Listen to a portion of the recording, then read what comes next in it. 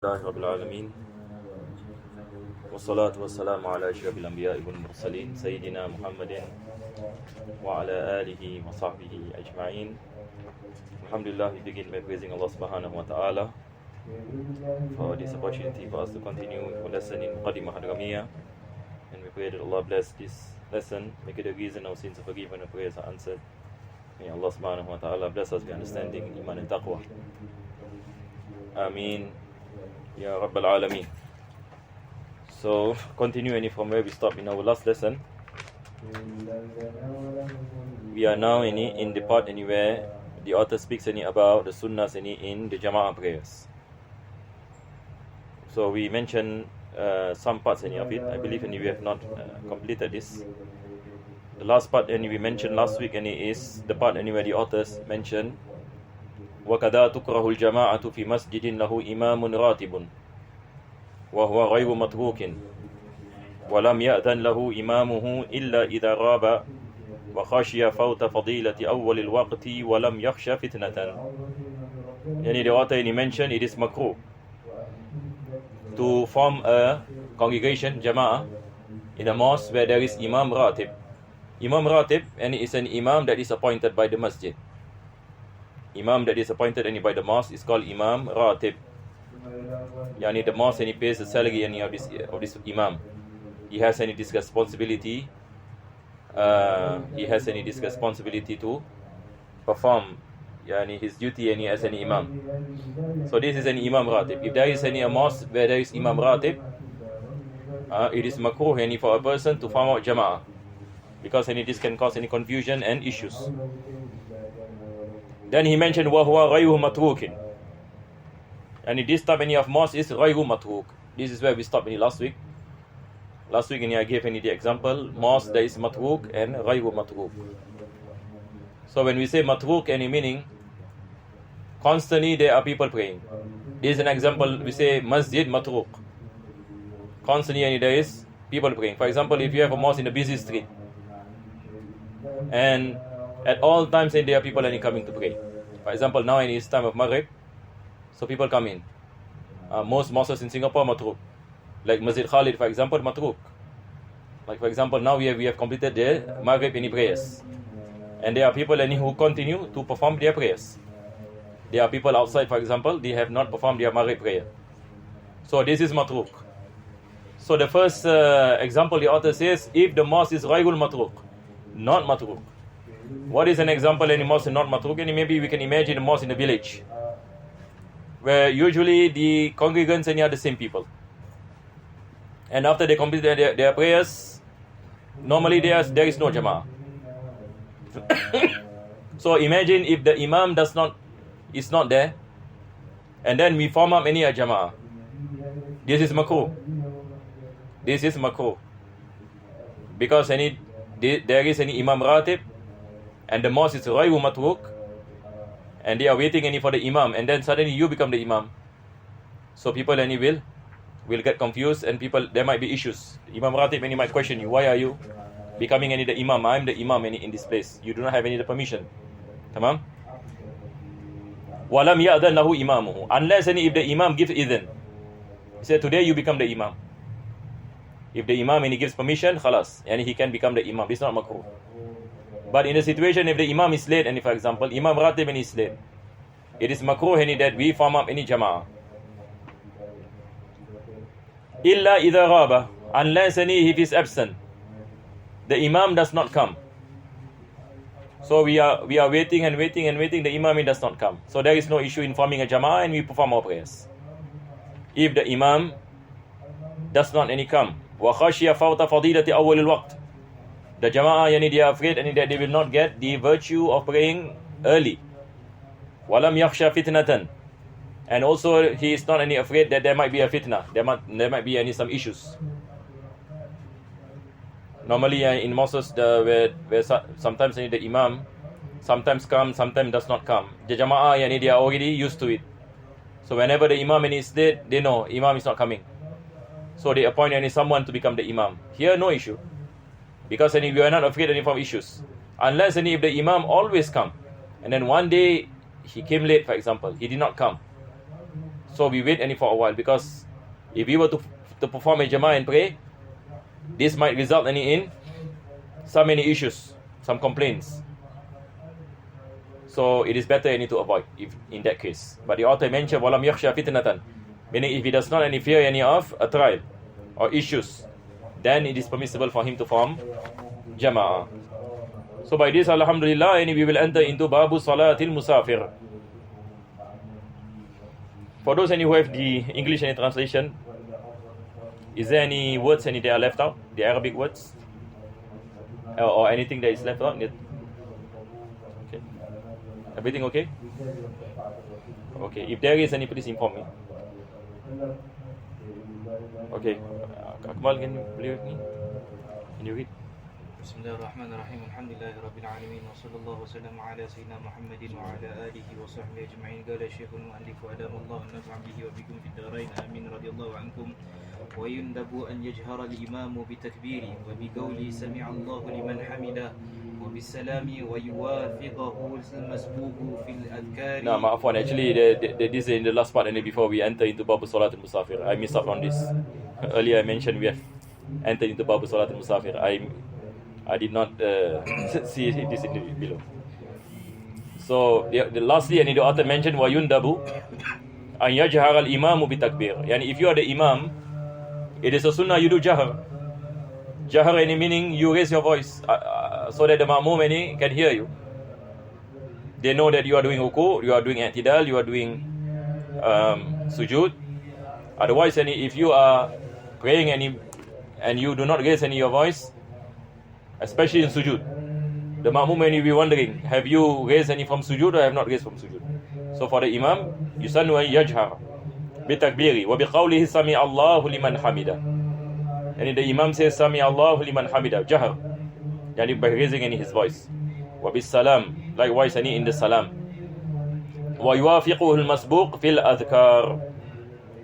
As for any masbuq, a person who comes and he is a masbuq, so he follow the imam. What is the meaning of following the imam? Because any masbuq, sometimes you come in, for example, in the third rak'ah, or you come in when the imam is in the second rak'ah, and the imam does tashahud awwal. So you are the masbuq. To you, this is the first rak'ah, correct? No? To you, this is the first rak'ah. The imam does tashahud awwal. It is wajib for you to follow the imam.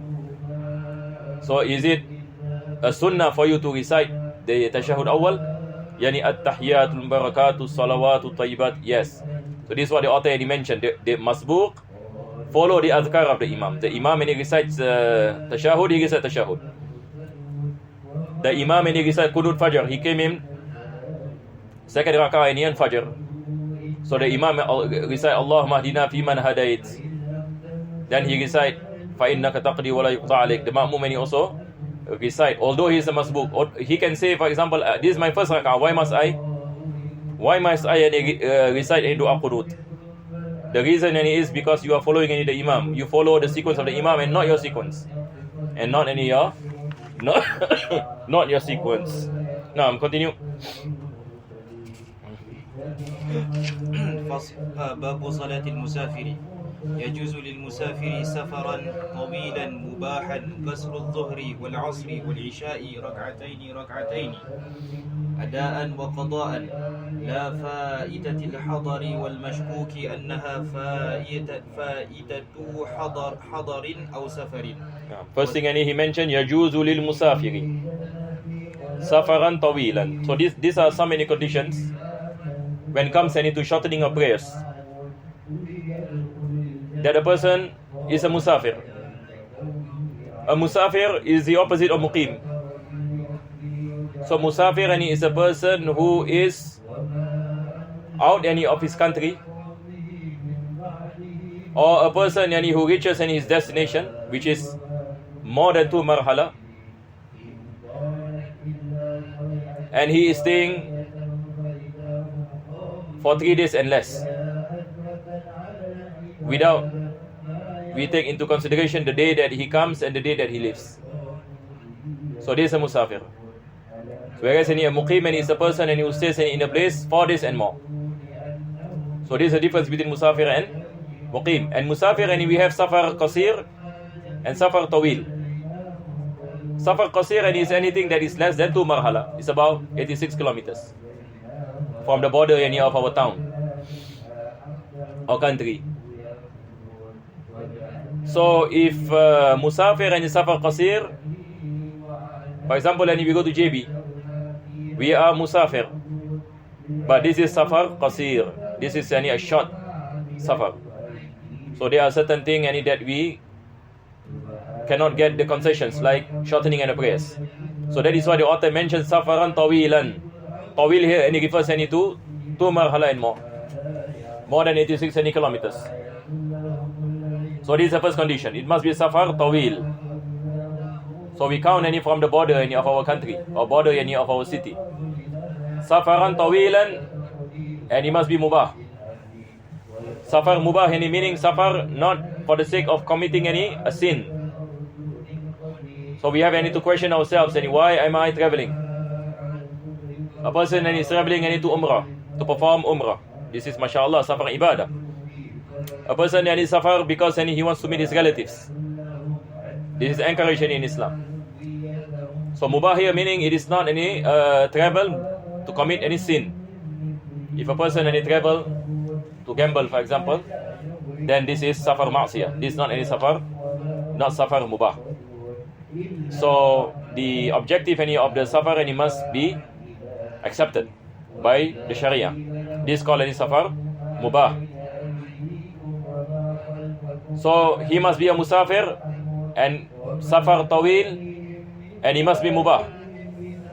Then it is permissible qasru zuhri wal asri wal isha'i rak'ataini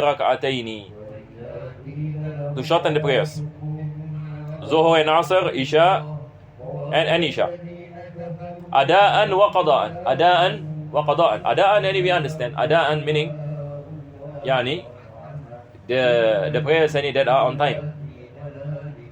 But qada'an, if a person is a musafir and he misses any prayer, can he make up for the prayer qasran? Yes, as long as he is a musafir. As long as he is a musafir and he does not perform the prayer in a state of safar. Like for example, a person does not perform any prayers when he is in the airplane. So when he reach any transit, he wants to make up for the prayer, the isha prayer. Can he perform qasr? So now we look, when he is in the airplane, he is a musafir. When he wants to perform the qada, he is a musafir. So in this situation we say yes, he can perform qada qasran, by shortening the prayers. So whether it is ada'an or qada'an, clear inshallah? Is it clear everybody? Now continue. Afwan, la fa'itat al-hadar. So now, if a person does not perform prayers when he is a muqim, hadar here meaning when you are in your country. For example, a person in Singapore, he does not perform his isha prayers. And then when he travels, when he is in Morocco, he's a musafir, and he wants to make up the isha prayers that he missed in Singapore. Can he perform qasr? He cannot perform qasr, although he is a musafir. Why? Because when he misses that prayer, he is in a state of mustawtin or muqim. So he can, when he wants to make up the prayer, he must make up 4 rak'ah, not 2 rak'ah. Clear inshallah? So the author is trying to tell us it depends on when it depends on when he misses the prayer. Whether he misses the prayer in a state of musafir or in a state of muqim. If he misses the prayer in a state of musafir, then he make up in the state of musafir. As long as he's still a musafir. Tamam? Is that clear inshallah? Aywa. Then he mentioned walal mashkuk, he has doubt whether when I miss my prayer, am I in the state of musafir or muqim? Khalas, and if we say al asl that he is a muqim, then he cannot make up. Afwan, he cannot perform any qasr for the prayer that he missed, because he is in a state of doubt. Because when he is in doubt, meaning he's not a musafir. It's a muqim. If a person is in doubt. Clear inshallah? Now, continue. والسفر طويل يومان معتدلان بسير الأثقال والإتمام أفضل إلا في 3 مراحل ولمن وجد في نفسه كراهة القصر. Then the author speaks about what is the distance in safar tawil. So he says yawmani mu'tadilan. Yani last time when travelers when they travel for 2 days how long can they reach? Al asqal meaning on the backs of camel. Yani imagine you are crossing the desert and you have a camel with you and you have what do you call it? Your belongings with you. So the speed of the camel when you walk for 2 days. 2 days here meaning not you walk for 48 hours, no. Yani no human beings. Allahu alam can walk for 48 hours straight. The meaning here mu'tadilan. That's why the author mentioned mu'tadilan. Yawman mu'tadilan. To tell us that usually when people musafir, they will walk in the day and they rest at night. So normally when we go back to norm, those who are traveling on camel backs. So for example, they start traveling after Fajr. They perform the Fajr prayers, then they set out for safar. So they walk, for example, for 2 hours, they will take a break. Correct or not? They will take a break. And then they continue walking. Until, for example, 10 a.m. They will take a break. And then they will walk again. And then they will come into a place to perform the Zohar prayer. After performing Zohar prayer, they will have their lunch. And then they will have their break again.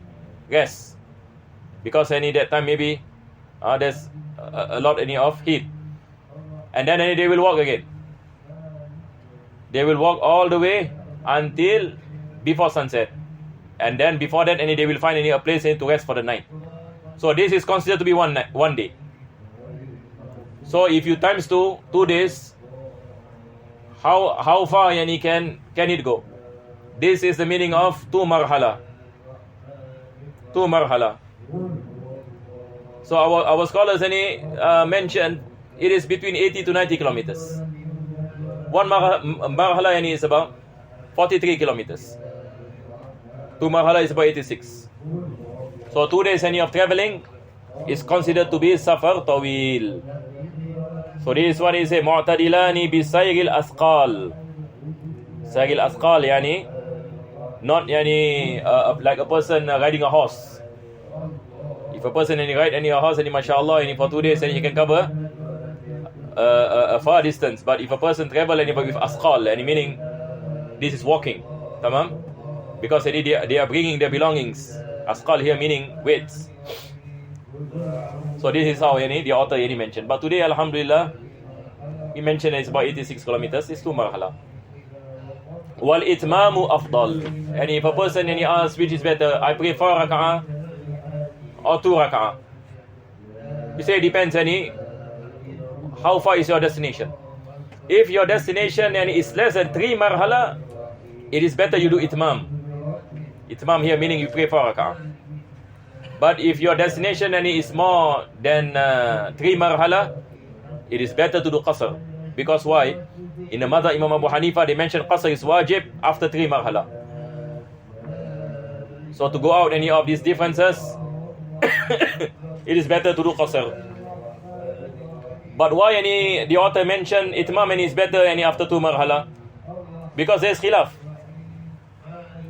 Safar tawil, is it 2 marhala, 3 marhala? Khilaf. In the Madhab Imam Abu Hanifa, 3 marhala. In the Madhab Imam Abu Hanifa, 3 marhala. In the Madhab Imam Shafi, 2 marhala. So there is difference again. So that is why it is better to avoid. This is what the author is saying. There is a qaida al-khuruj min al-khilaf mustahab. Aywa.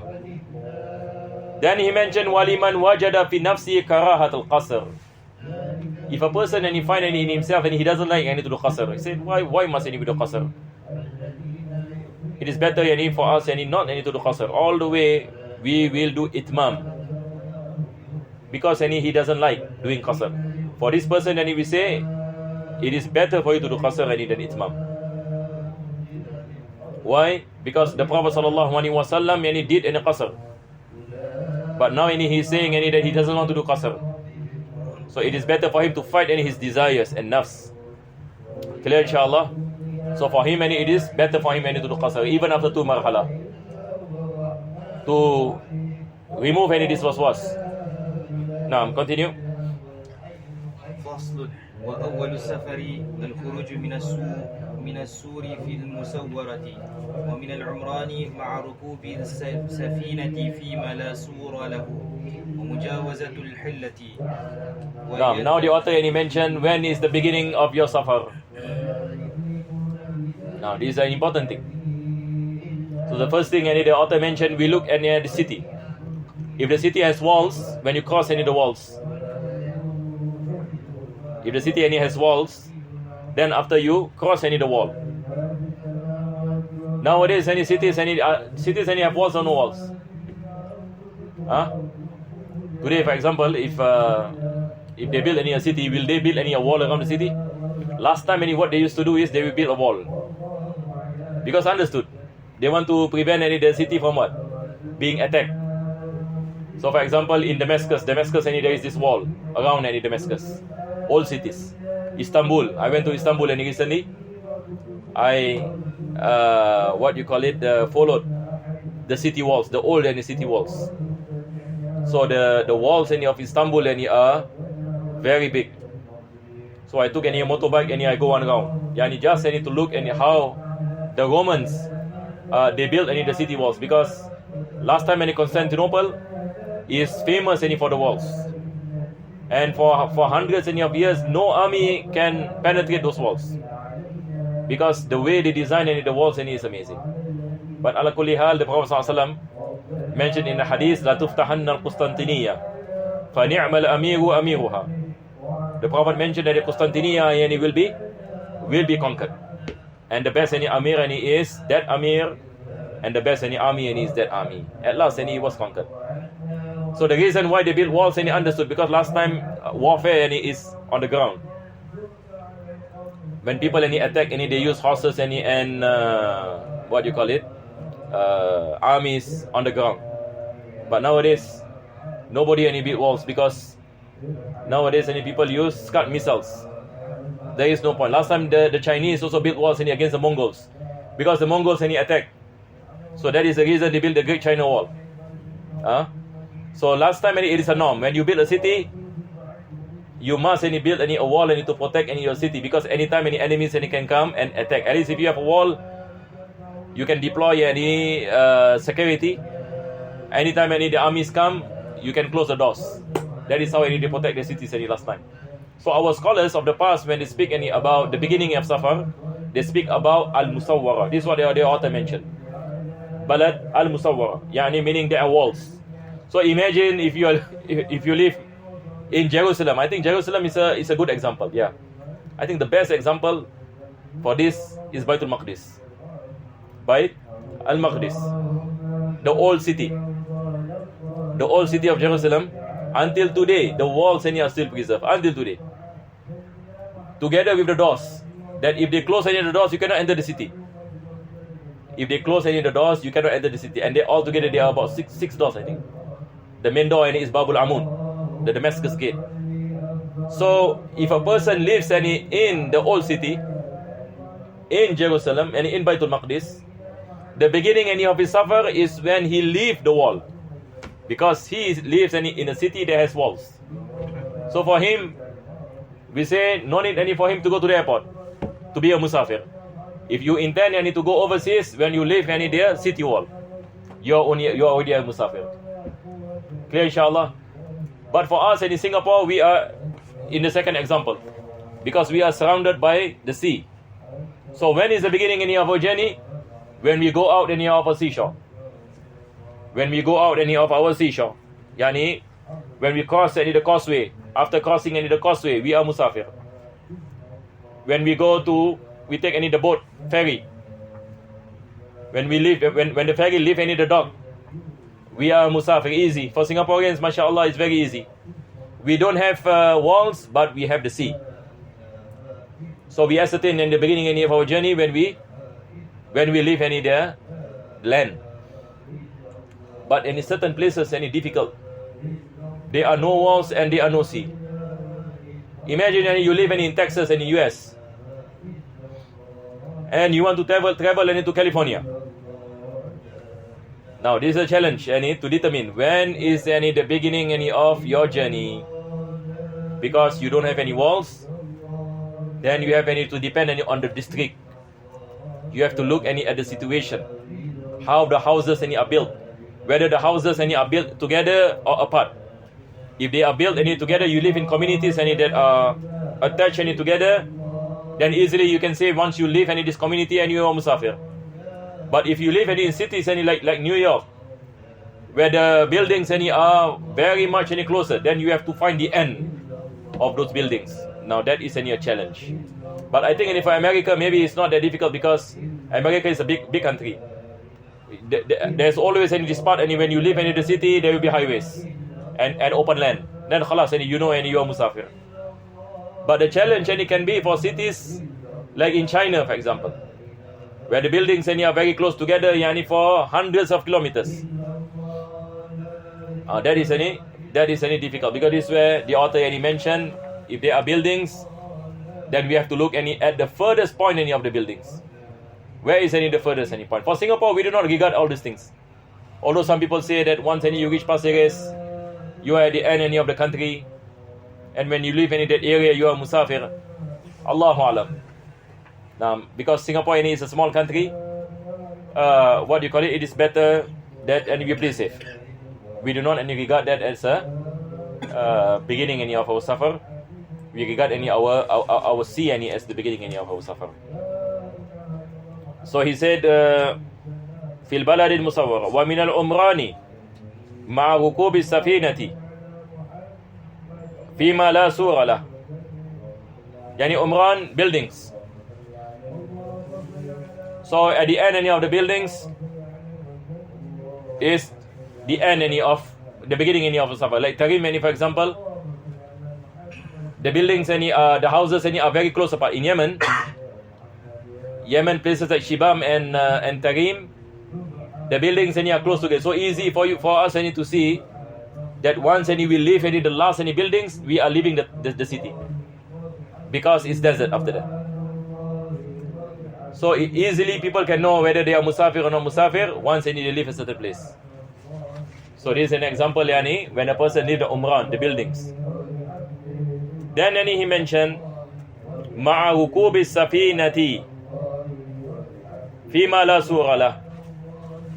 So for places where there is no walls, he said بركوب السفينة, because the safina, the boat, is on the sea, just like in the case of Singapore. So when we go up in the boat, we are musafir. Correct not? Why? Because we are out in the ocean. We are out at sea. We are considered to be musafir. ومجاوزة الحلة. Al-Hillah is a society or community or a village. So the author mentioned when a person lives in the village, then he is a musafir. Clear, inshallah?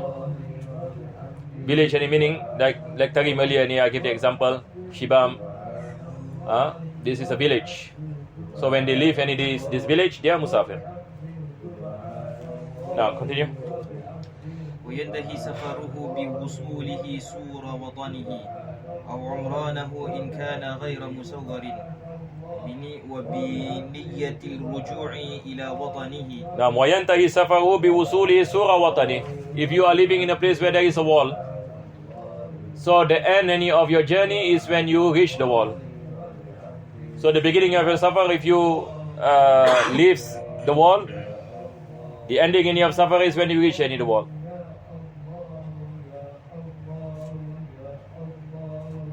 أو عمرانه, or he reached the houses, the buildings of his city. إن كان غير مصور, if the city there is no walls. غير إن كان غير مصور, there are no walls. So this is how we can ascertain that we are no longer musafir. So when we are no longer musafir, the concession of safarin is not given. Clear, inshallah?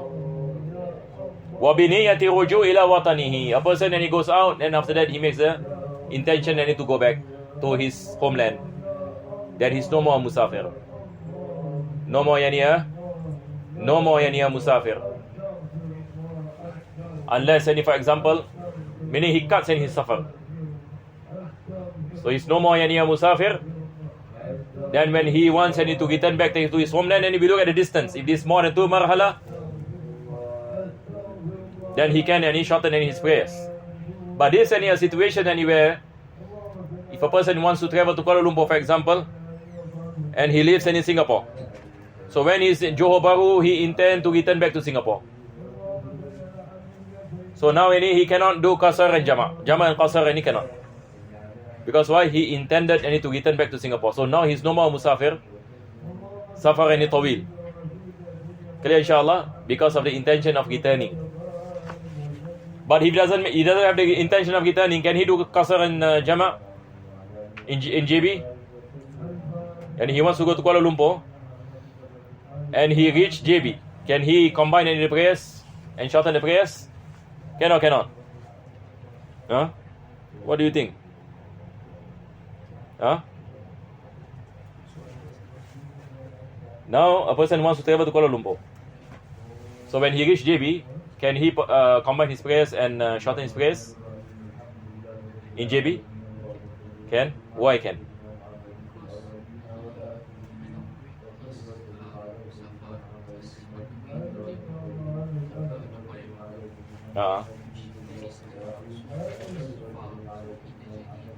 Yeah, because we take into consideration the destination. Although JB is very near to Singapore, but because his destination is more than 2 marhala, he can combine his prayers. But here the author mentioned unless he makes the intention to return. So if he make the intention to return, he cannot do jama' and qasar. Tamam.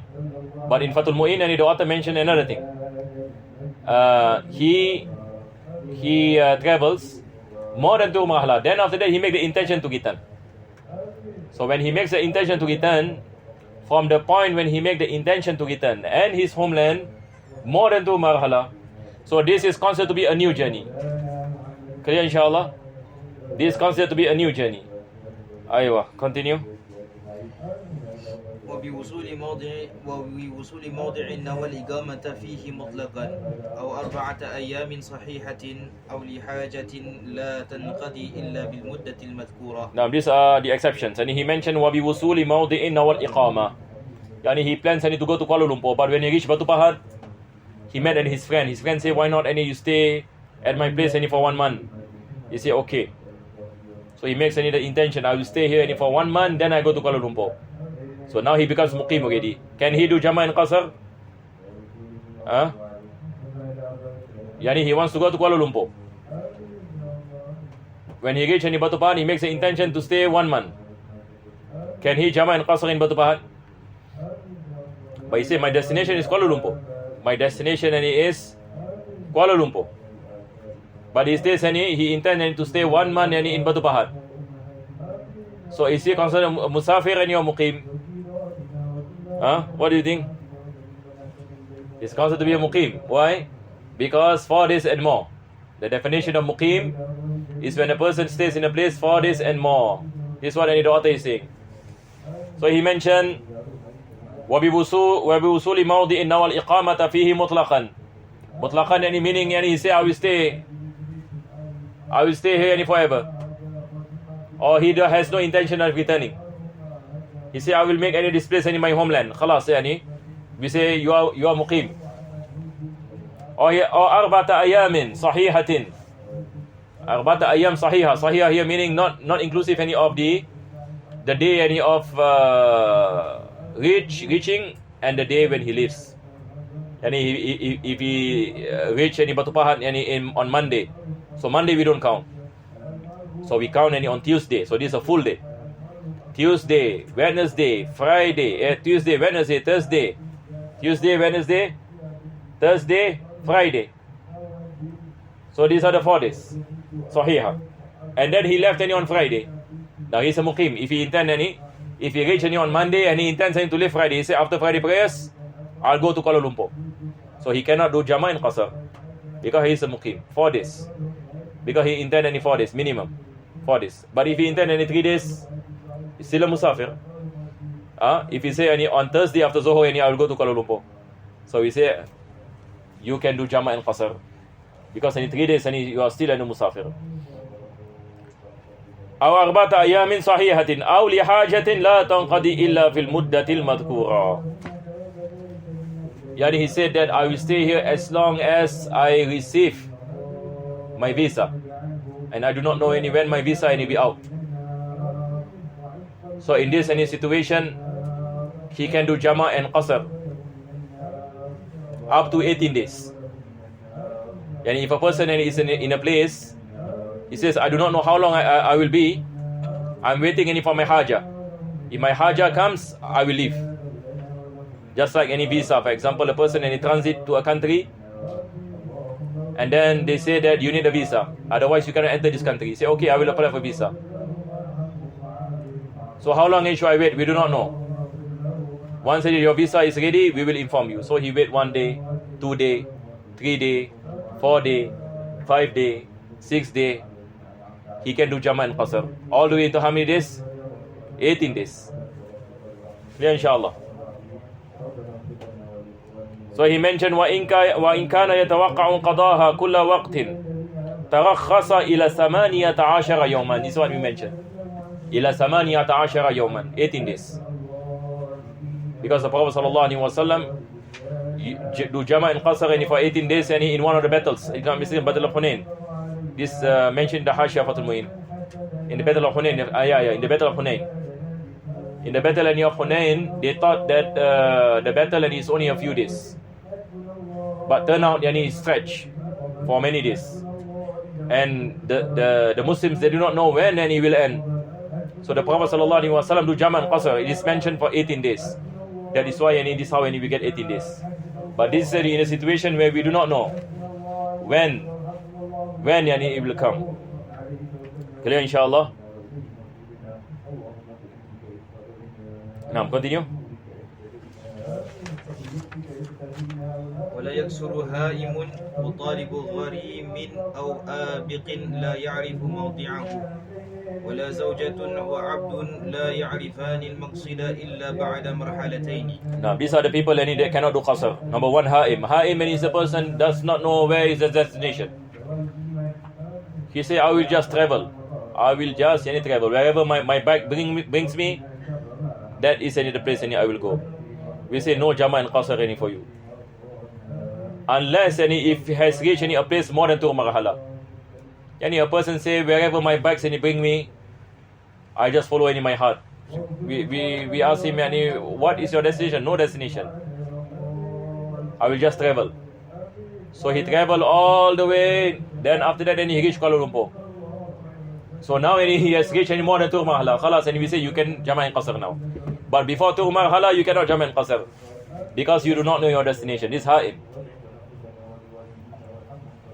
Wala talib gharim, a person, he wants to find his the one who took his loan. He does not know where this person is. So he keep on searching for this person. He cannot do Jama and Qasr because he has no destination. Ruling the same as Ha'im. Aw abiqin. Abiq a person who flees. Like the slave who flees from his master. This ma'siyah. So he is not given the concession of Qasr. Because why? He is performing ma'siyah. He's running away. And then he mentioned La ya'rifu mawdi'ahu. Abiq, a person who flees and he does not know where he is. It is not permissible for him to do Jama and Qasr. Wala zawjatun wa abdun la ya'rifani al-maqsid. Likewise, a wife and a slave who does not know where is the destination they are going. Wife and slave, last time wives, they just follow their husband. Sometimes the wife does not know where the husband is going. The wife just follow the husband. In this case, she cannot perform any Jama and Qasr. But nowadays, very difficult for us to imagine, husband and wife travel, and the wife does not know where the husband is going. it's very difficult for us to imagine. But last time, and it is different. The wife and he just follow the caravan.